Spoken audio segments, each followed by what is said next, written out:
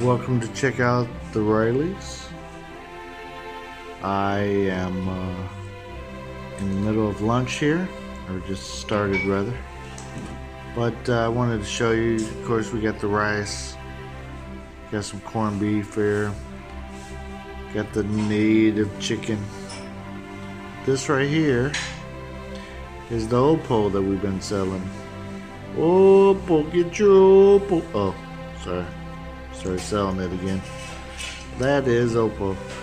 And this is the first time that I recall eating it. Not saying that I haven't, but here it is. I'm just going to give it a little try.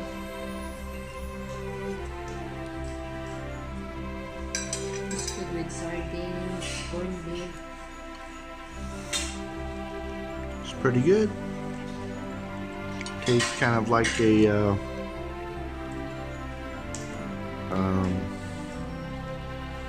like, I don't know, squash or something like that back home. In English, it's ground bottle ground or something. That's what it translates to. But anyways, there's the opo.